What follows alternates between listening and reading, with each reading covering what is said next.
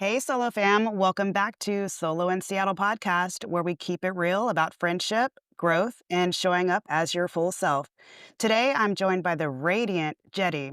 Yes, Jetty, aka True Jetty on Instagram, an ageless beauty I met through the Ageless in Seattle Luncheon, a powerful network of women who are redefining what it means to age with intention.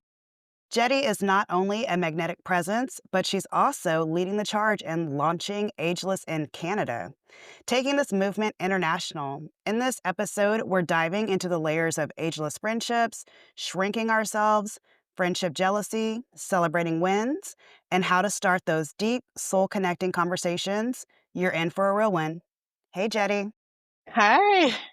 So Thank you so much for agreeing to meet up with me. I am just so honored for you to be on this podcast. This was born out of me commenting on one of your reels. yeah, yeah, I said something that needed to be said, I guess. And we met in December in Seattle during the Ageless in Seattle luncheon. So that was that was our first connection, and then we followed each other on Instagram, and I think we have a lot in common. And yeah, I'm honored to be on your show. Thank you. Thank you so much. So speaking of being at the luncheon back in December, you are going to start launching Ageless in Canada, which is a spinoff of Ageless in Seattle. Do you want to chat about that real quick? Yeah, we are. First of all, I will be back in September for Ageless in Seattle. And Catherine, the founder of Ageless in Seattle, is mentoring a small group of women in Canada to set up Ageless in Canada. And we will launch in October in Vancouver. And then we'll probably go to Calgary. That's where I'm from. That's where I am.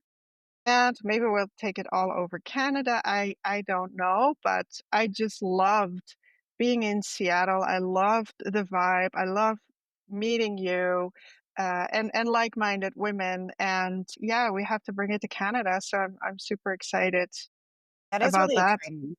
Yeah, and that's one thing I do love about Catherine is that she really curates some good connections. Yes, yeah, And I have been to a few of her Seattle meetups, and each time I met with so much love, and the women there, they're just so nice.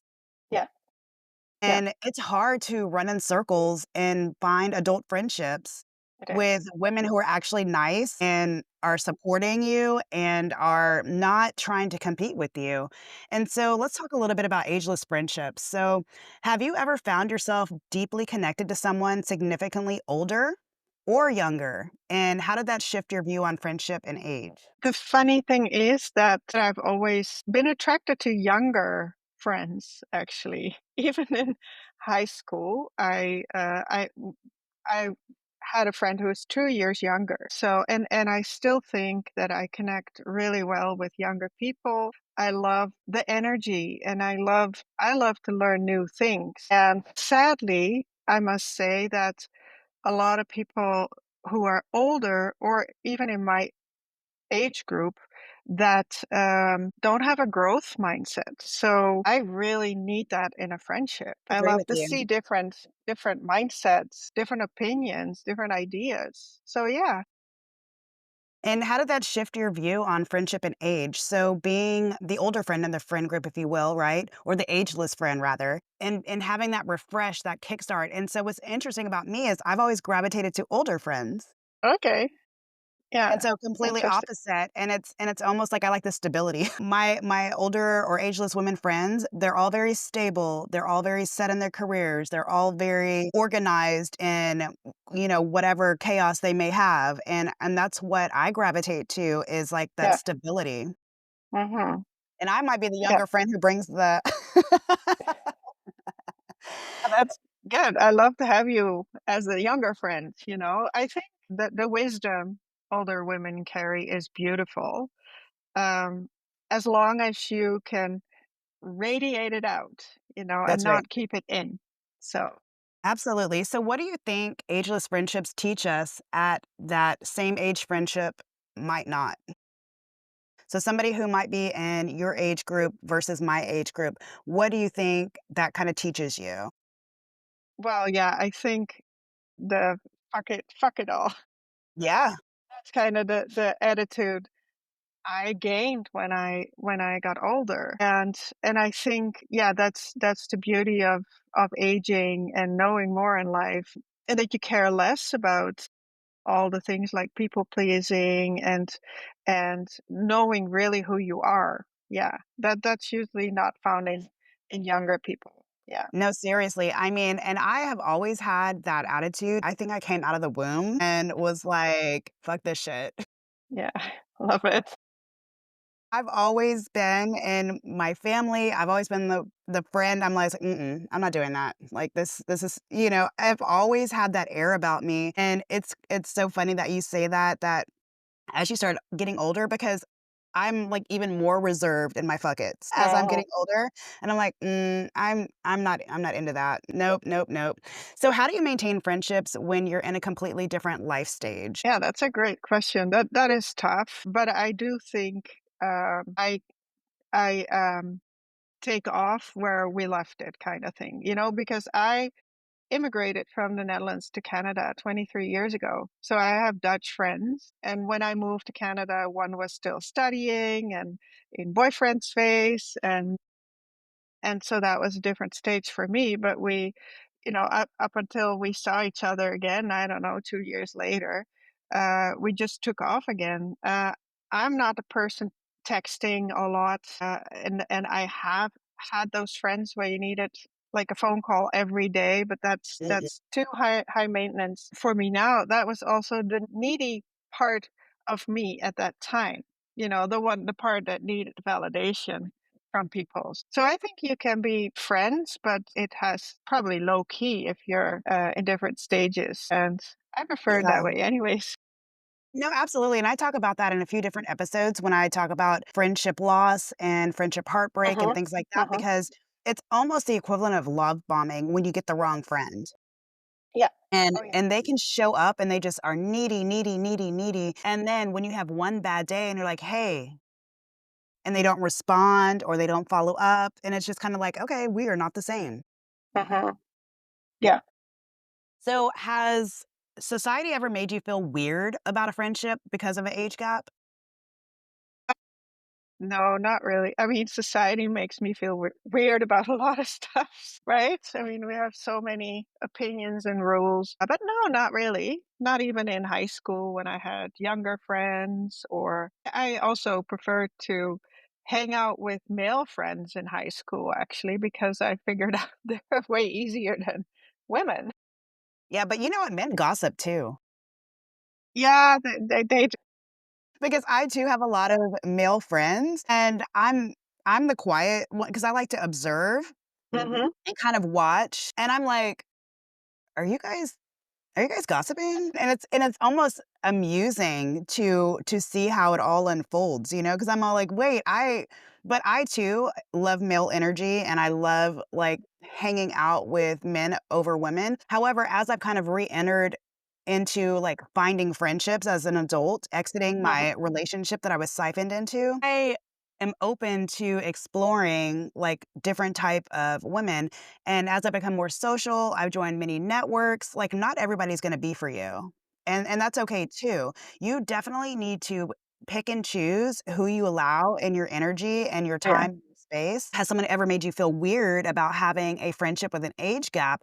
It's almost like if we were to be in our circle, the ageless circle, right? We show up Mhm. to a certain place, and there's a variation of different ageless women. None of us really actually know how old each other are. No, no, no. And a lot of times when you share your age, I'm like, "What?" Or even when I've shared my age, we're 10 years apart basically. You're like, "Wait, what?" It's just almost like you do get kind of judged whenever you are in different spaces. And it's up to you to kind of be like, you know what? I'm not going to shrink myself to make someone else's narrative feel good. So let's talk about that a little bit. When's the last time you caught yourself shrinking to make someone else comfortable? And why do you think that you did it? It was actually recently or just a few weeks ago that I met someone, and then I just noticed later that that was actually the reason I made a video for social where you commented on.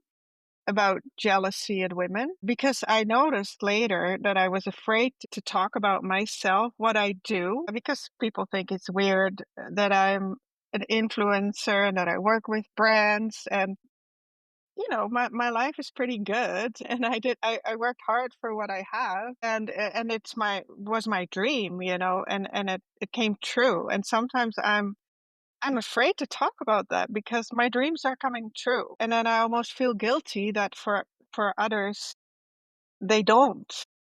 Yeah. And even though I worked hard for it, I'm ashamed. I was holding back, I noticed. Yeah.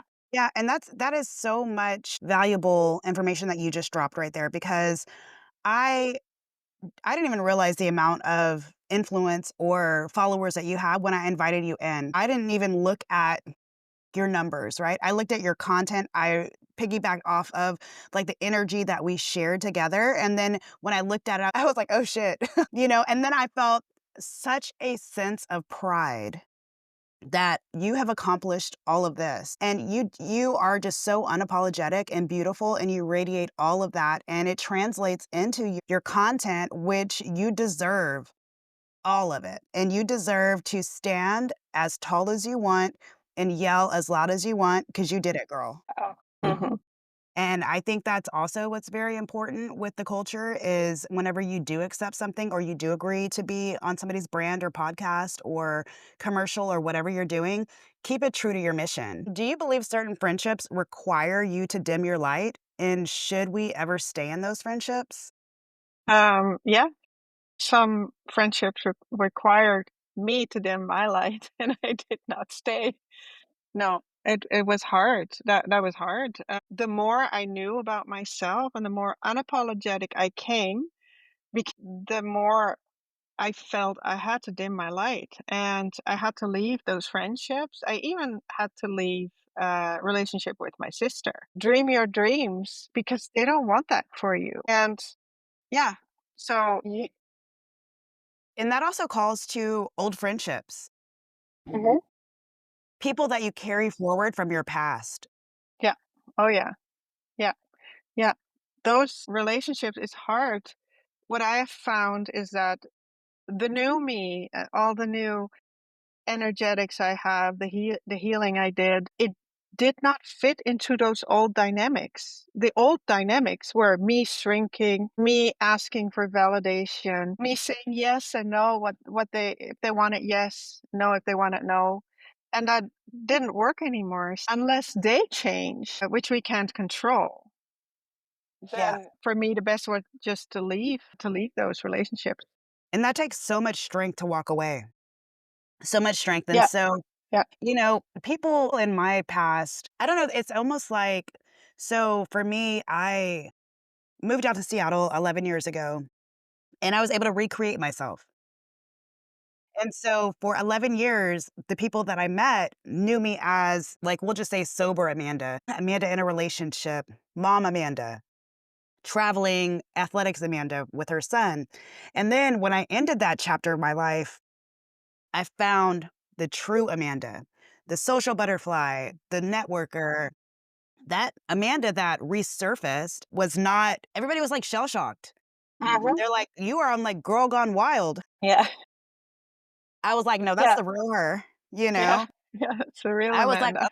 yeah, I was like, "Oh, no. The Amanda that you guys have known Yeah, was someone I created." yeah, yeah, yeah, it was a mask, a facade. Yeah, It was, and every day, it was so much self-hate, yeah. and I felt I had to dim myself too.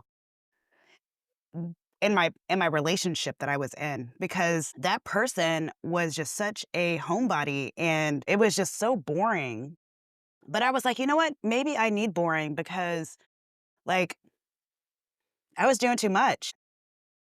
But then I was like, I don't like sitting down. I don't like being boring. I like being in the mix. I like being social. I like having friends. So, what does taking up space in a friendship look like to you?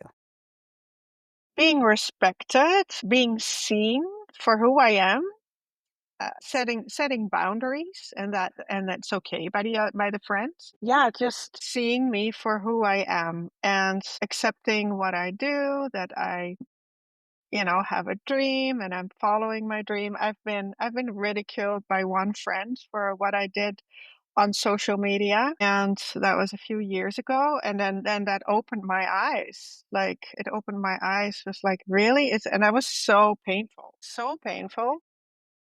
and she fell off a throne after, I don't know, 45 years, Jeez. and yeah, that really woke me up, and I think I wasn't ready to see it, but I could not take up my space. No, I had to dim my light, and then I realized I was laughed at. I was laughed at for dancing, talking about the stuff I talk about, and yeah, that was hard. Um, Yeah. Even when you're not public facing and you just try to do something to be fun, people take it too far. And it's like, it's just meant to be fun. Like, mhm. leave me alone. I'm not hurting anything. And I'm the one who's choosing to put myself out there and to be a part of this. Like, leave me alone. If it's not for you, keep scrolling. Like, not everything warrants a comment. Not everything warrants a response? And so, have you ever grown out of a friendship because you stopped shrinking? So it kind of is like, piggybacking on what you said about that 45-year relationship, right? Yeah, that's exactly, yeah, that was a painful ending, and I had to shrink. I could continue the friendship, but I just wouldn't have being able to talk about things I wanted to talk about. I don't want to talk about birds and bees and people of the past, what we were doing before. It didn't doesn't interest me anymore. So I decided, yeah, I cannot shine in this friendship anymore. I cannot be who I am. The only option was just letting it bleed out and then also end it literally. Yeah, and that's the thing, right? Is it's so toxic that everything has to revolve around what you used to do, Yeah, yeah, yeah. not where you currently are. No, no, You we're have we're allowed to change. Yeah. Yeah, and you're allowed to celebrate wins. Mhm. You are allowed to celebrate wins. You are allowed to talk about your projects, whether they're public or not. And your friends should show up and your friends should be able to say, you know what, Jetty, like, I love the space that you're in now. And even maybe give you some feedback on how they can enhance that or maybe Mhm. target audience it or, pivot or tailor and enhance that experience versus saying, ugh, I don't think you Yeah, should talk about that. That's uncomfortable. I don't like that. And you know what? You're one person. yeah. You're not my target audience, so it's not about you, Mhm. which leads us into friendship jealousy, right? Let's be real. Have you ever felt jealous of a friend's success or circle, and how did you deal with that? Yeah, I think jealousy can be a positive thing, and then we call it envy. And to be honest, in high school and stuff, I looked up to everybody. I think the start of my life was pretty shitty and dysfunctional, and I looked up to a lot of people, like women, boys. I thought they had the ideal families. I think there was sort of a jealousy. Yeah, I wished I was them. But I think, or I know now, it helped me create the life I have now. Because there's remarkably some things that I have in my life now that I fantasized about then based on certain people. And so there was jealousy.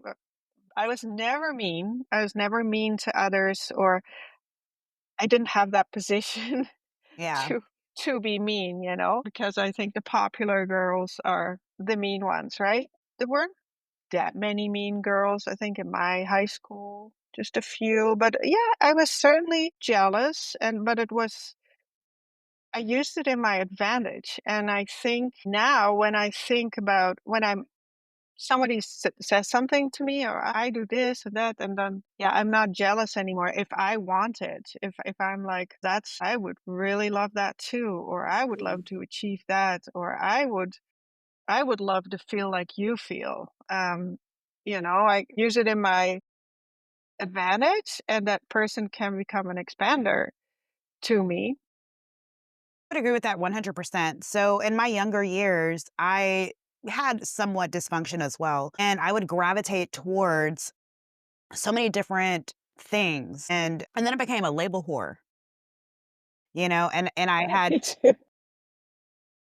and for whatever reason, labels equated to success for me. Uh-huh, uh-huh, uh-huh, Being uh, able to have the, highest, flyest, sexiest, sharpest iron in the tool bag, right? And, like, I laugh now because I have a vintage Louis that I've had for 20 something years, and that's my toiletry bag. I would have died. I would have died if I would have used it as a toiletry bag before. But now I'm like, it's just a piece of leather. mm, Now don't get it twisted, I do like Gucci still, but the level of labels has significantly decreased as mhm. my value went up. Yeah, I can so relate to that. We could make a show about that. Right. I had to have everything label expensive, and yeah, I still like nice stuff, but I haven't bought a handbag in I don't know how long. Yeah, same. At some point I might want to, but listeners, I gifted to me is fine too. And I'm just kidding. I don't, you know, it that's not my value anymore. I still like and I have still a lot of old stuff that I use, and but yeah, my heart doesn't skip a beat anymore.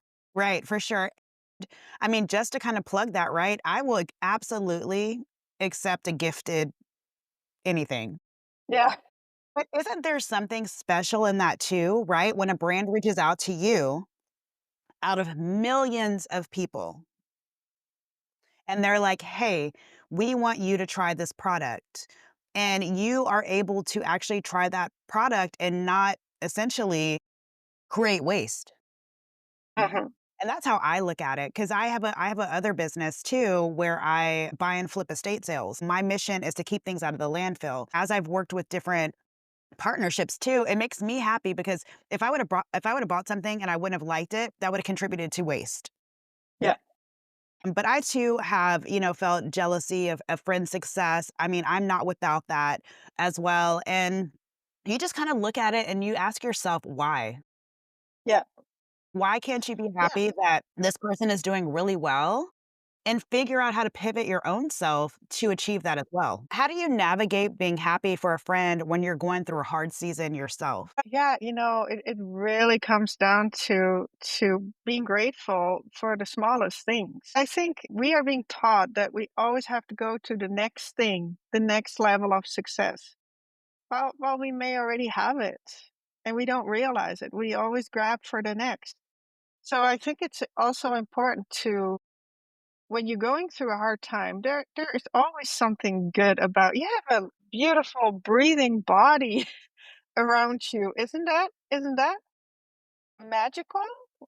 That we have a soul to live. I can talk from a body and stuff like that. We don't appreciate things. We have and I think also that's one thing I wanted to add about jealousy is that what you said is very powerful. You kind of look within and hey, Mhm. why am I feeling this? And kind of unravel it, peel it off, the layers, and then I always also think like about other things that person has in life, and I'm like, okay, I don't, I don't need that.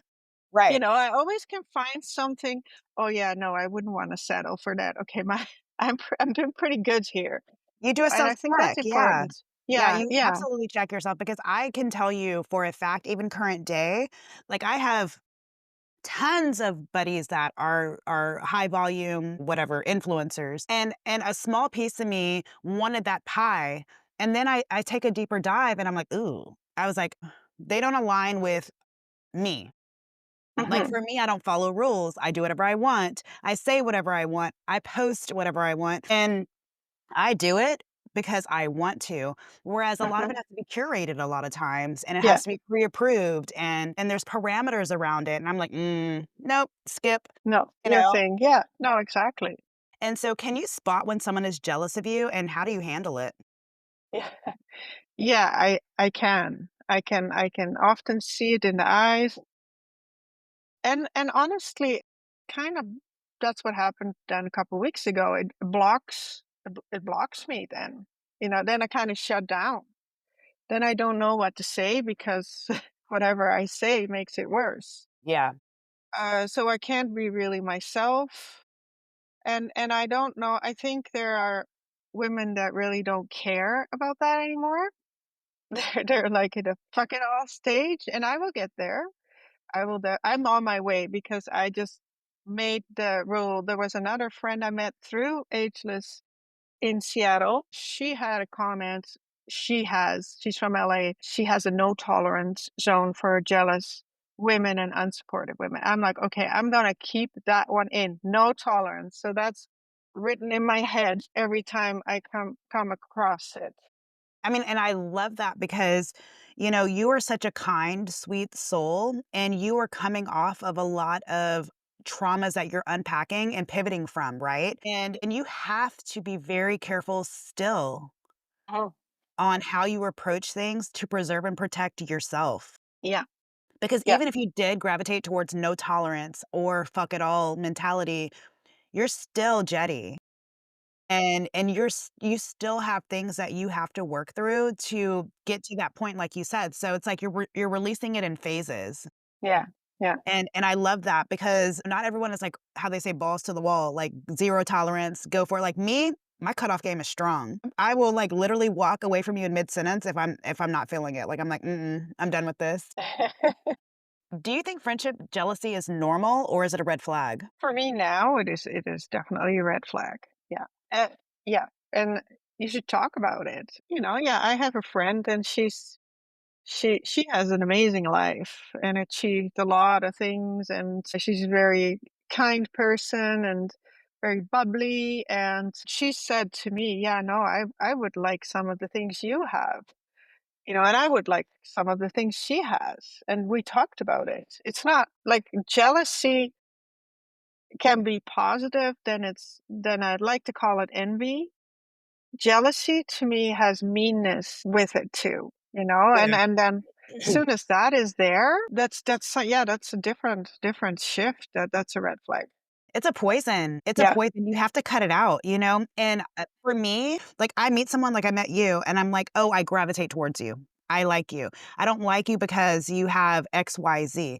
I'm not trying to seek out what you have or how you can benefit me or anything like that. It's simply because we align mentally Mhm. Yeah. and, have the same kinda trajectory and approach on, like, that's some bullshit," and I'm not gonna taper down for that.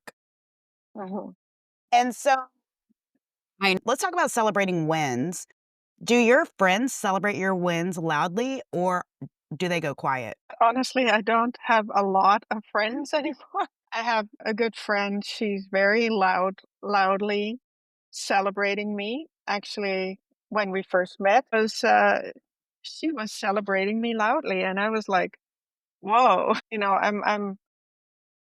I wasn't used to that attention, Yeah. and I have a husband who is my best friend. So I was thinking I don't have a lot of friends anymore, as it's kind of hard in midlife. I have a lot of online friends like Catherine. I met the most amazing women through online, honestly, through Instagram. But with my husband, I can talk about everything, so he counts as a friend too. We Yeah. decided that we count as friends. And yeah, he gives me all the space and celebrates, and I can talk about what I want, and he's like, "Oh yeah, you'll get there." Yeah. And He's very positive. it's so important to be with somebody who lets you fly. Yeah. Oh yeah. Yeah, it You know? breaks you or makes you. Absolutely. Absolutely. Yeah, yeah, We yeah. both said the same thing. What's a win you'll never forget because a friend showed up so right for you in that moment? And it can be your husband. It's fine. Yeah, I don't I think also as a Dutch person, I think it's a little bit of a cultural thing that I wasn't never allowed to celebrate anything how I grew up, because that was called bragging. Mm. And I think it is a little bit engraved in that culture. So my husband is not like yelling it off the roofs to me, but he gets more louder now. But the one friend, newer friend I have, the first time she met me, we met each other and we hit it off. It was an energy. And then Mhm. later we started talking about what we do. And then she looked at my Instagram and she was like, "Oh, wow, I love what you do." Yeah. So yeah, she was impressed. And I have had friends that were never showing they were impressed, they were It's always hard trying work. to put me down, so I was like, well, it's kind of uncomfortable too to be that seen, like, oh wow, she sees me and she respects me, when everybody always is trying to dim my lights, like in my family, friends, not being able to shine, Yeah, so yeah. I love that. So how do you celebrate your friends' wins in a way that feels authentic?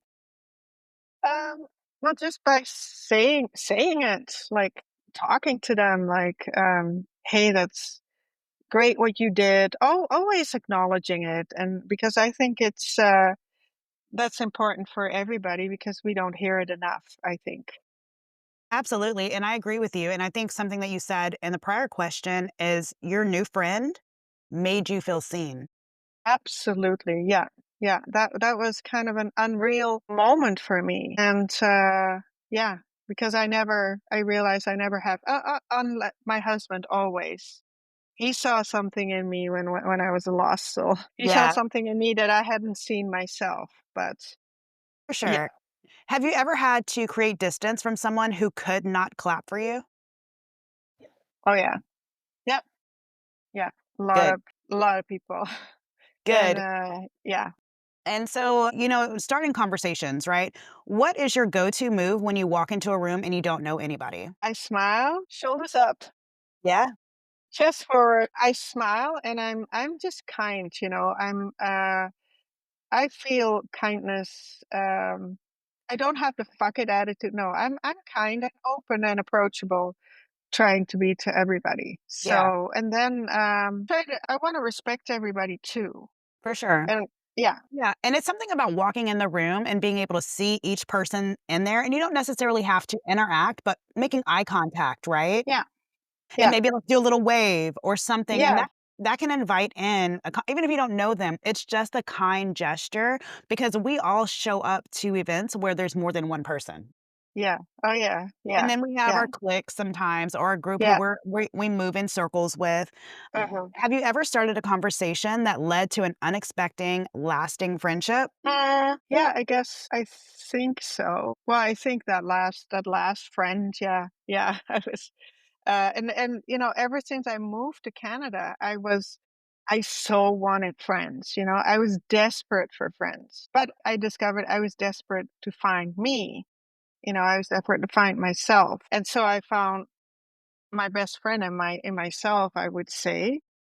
But so I was so desperate for friendships, then of course it never works out because and I was looking for the wrong things. Um so yeah, then I had to stay in those friendships, I guess, to Yeah. not discover myself. Loyalty Yeah. sucks sometimes. Yeah, yeah, I still have one friend from when I was 19, and she lives in the Netherlands, and she just we have different lives, but we respect each other and see each other. And that is a beautiful thing, I think. Good. What do you wish people talked about more in casual conversations?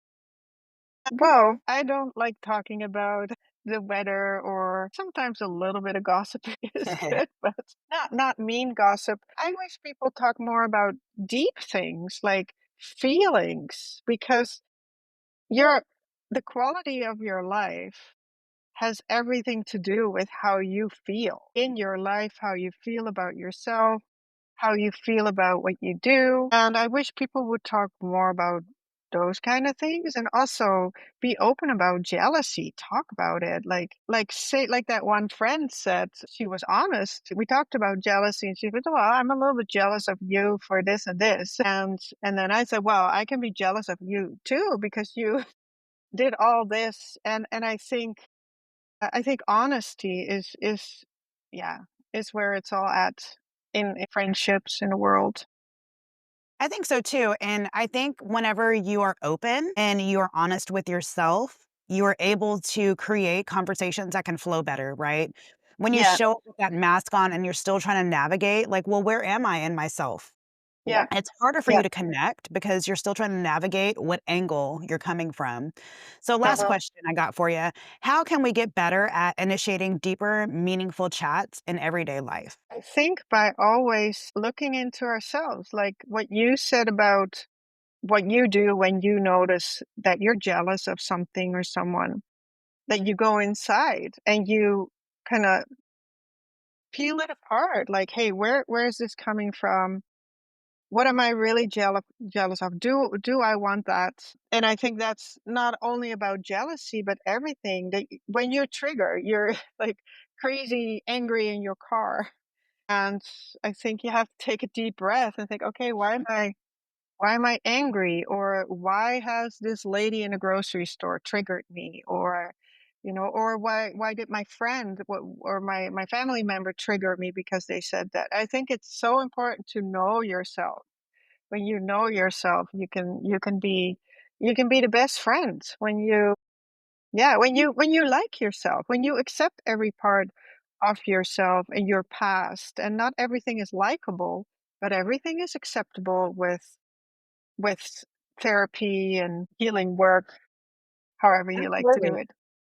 And once you finally see yourself for who you are and who you've become, I remember when I first moved to Seattle, I said to myself, although I had a mask on because I was trying to recreate who I thought I damaged. I thought Mhm, that I like ruined myself. I ruined, I had this scar because I chose to be a single mom and all of these things. And so I wanted to have this persona of I'm in a loving, healthy relationship. This person has stepped in and helped raise my son. But I hated that motherfucker. mhm, And then I started hating myself. mhm. Yeah, And then I gained a substantial amount of weight because of the self-hate and the depression and all of these things. And then one day I woke up and I was like, mm-mm, no, sis. And mhm, one thing about me is I will always, always talk about my trials and tribulations. I joke around all the time that my problem is going to be the internet's problem because I'm not holding all yeah, this in. yeah. And so I just want to thank you so much for lighting up this conversation with your insight and your authenticity. If you're listening and you felt like this, like you were nodding the whole time, you're not alone. This is your reminder stop shrinking, start shining, and celebrate yourself just as loudly as you celebrate others.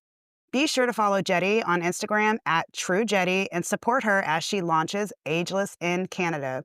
This is a movement you want to watch. And as always, if something hit home, share it, tag us, and drop a review. Until next time, Solo fam, stay bold, stay rooted, and remember, you might be solo, but you're never alone.